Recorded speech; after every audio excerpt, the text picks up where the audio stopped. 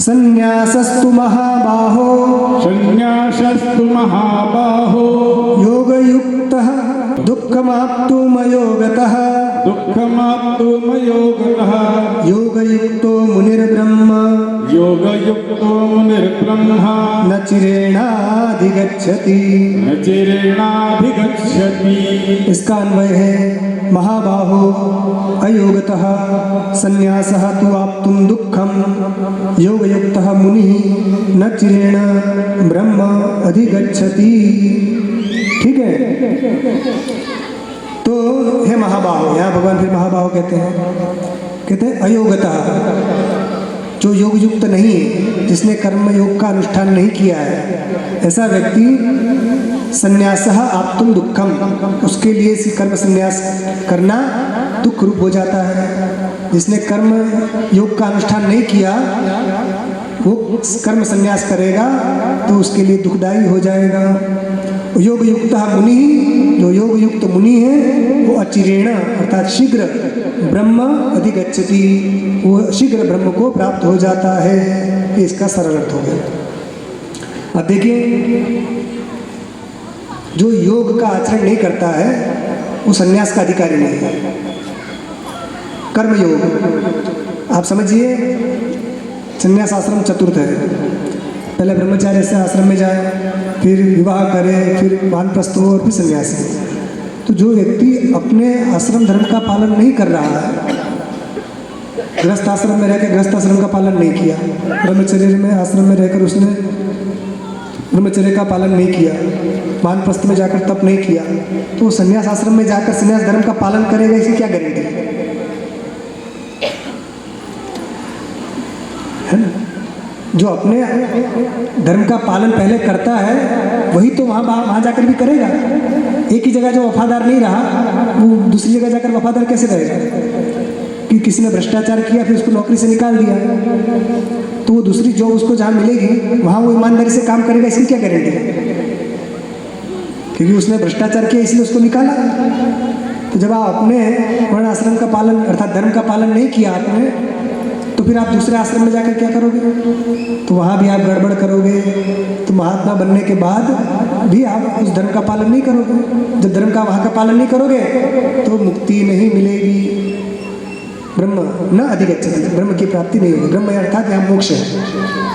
मुनि शब्द का अर्थ यहाँ सन्यासी भी है कि जो सन्यासी है योग युक्त अर्थात जिसने निष्काम कर्म के द्वारा अपने अंतःकरण को शुद्ध कर लिया वो योग युक्त है। ऐसा जो सन्यासी है वो ब्रह्म को अर्थात मोक्ष को शीघ्र प्राप्त कर लेता है। और कहीं कहीं ऐसा अर्थ भी आता है कि योग युक्त मुनि, ब्रह्म का अर्थ भी कहीं कहीं सन्यासी बताया है। तो सन्यासी भी वो एक प्रकार से मुक्ति और ब्रह्म दोनों अर्थ बताया यहाँ पर।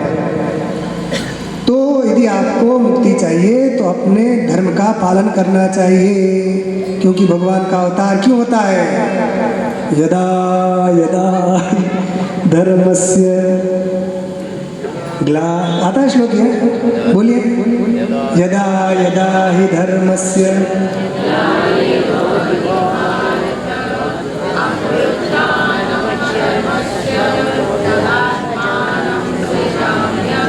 ये बात है ना। वो महाभारत सीरियल जो आती थी उसमें सबसे पहले यही आता था ना, वो यदा यदा हि धर्मस्य, वो सबको याद हो गया वो सुनकर, है ना। ग्लानिर्भवति भारत अभ्युत्थानमधर्मस्य तदात्मानं सृजाम्यहं परित्राणाय साधूनां विनाशाय च दुष्कृताम्।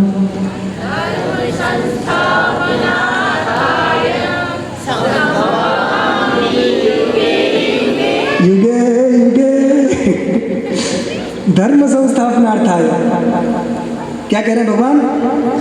धर्म संस्थापनार्थाय संभवामि युगे युगे, मैं प्रत्येक युग में आता हूँ। क्यों आते हैं? धर्म संस्थापनार्थाय, धर्म की संस्थापना करने के लिए आते हैं।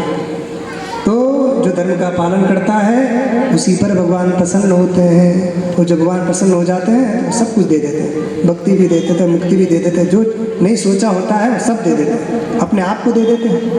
इससे बढ़कर क्या है? अब देखिए, यदि आपको बिना योग के यदि आपने संन्यास ले लिया तो गड़बड़ हो जाएगी।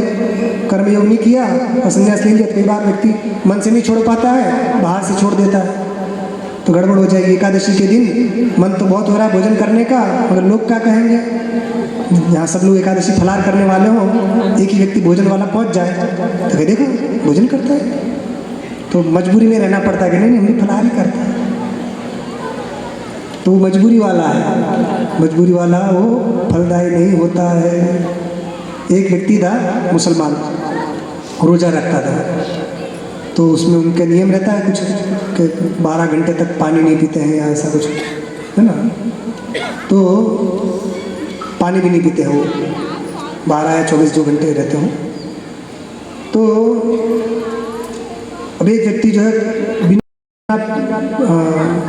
पानी के कभी नहीं रहता था, खूब पानी पीता था, और रोज़ा रखा था वो भी क्या करूँ, मैं पानी बिल्कुल नहीं पीता हूँ। और इतना ही नहीं, वो हमेशा सबसे कहता था कि मैं ऐसा काम करता हूँ खुदा भी नहीं पकड़ सकता, मैं जो करता हूँ खुदा भी नहीं पकड़ सकता। बात क्या थी, वो जब नहाने के लिए डुबकी लगाता था तालाब में, तो पानी थी सामने किसी के नहीं पीता था, और डुबकी लगाते अंदर पी लेता था, पानी पी के बाहर आ जाए और कहा कि मैं ऐसा काम करता हूँ खुदा भी नहीं पकड़ सकता। अब खुदा का खुद देखने आएगा तो तुम क्या कर रहे हो? जब प्यास लगे तो हाँ नहाना, डुबकी लगा लो, पानी पी के बाहर आ जाए। एक बार क्या हुआ, गलती से वो अंदर गया और उसने मुंह खोल के जैसे किया तो अंदर एक मछली आ गई। वो मछली थोड़ी अट्टी कट्टी थी, मुंह इसका थोड़ा फंस गई। अब न निगलते बने न उगलते बने, न बाहर जाए न अंदर जाए, ऐसी फंसी। वो बाहर आकर क्या बोलने लगा, अब बोलते भी नहीं बन रहा था, बड़ी मुश्किल से तो बोला खुदा ने पकड़ लिया, खुदा ने पकड़ लिया, खुदा ने पकड़ लिया। पकड़ा गया कि मुंह खोला, मुंह क्यों खोला, मुंह खोला तो मछली आई, मतलब पानी पीता था, पकड़ गया। तो जो छुप छुप के बुरे काम करते हैं वो पकड़े ही जाते हैं, भले थोड़ी देर के लिए आप बच जाओगे। तो यह प्रच्छन्न पाप, देखिए जो गुरुरात्मवताम शास्त्रा, जो जितेंद्रीय व्यक्ति हैं उनके शासक हैं गुरु। गुरु जो बताते हैं उसी के अनुसार उसको चलना चाहिए।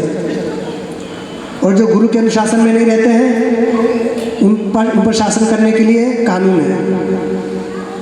राजा शास्त्रा दुरात्मा नाम, पापियों के लिए जो प्रशासन होता है, कैद होती है, सैनिक होते हैं, पुलिस होती है, ये उनके लिए।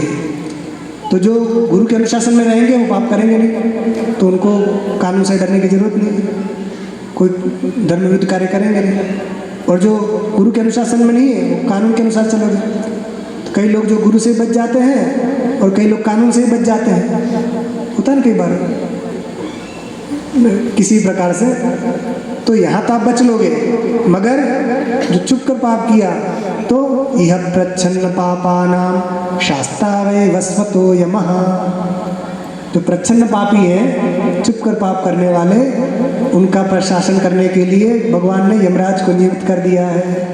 तो यमराज उनको नहीं छोड़ते हैं। तो ऐसा जो पापी रहता है उसको दंड देने के लिए यमराज है, शिष्यों को दंड देने के लिए गुरु, और सामान्य जनों को दंड देने के लिए राजा, और जो छुपे पाप करने वाले हैं उनको दंड देने के लिए यमराज की नियुक्ति हुई है। इसलिए कर्म संन्यास, बिना वैराग्य के कर्म त्याग करने की अपेक्षा जानकर कर्म योग करना, भगवान की प्रसन्नता के लिए कर्म करना, ये श्रेष्ठ है।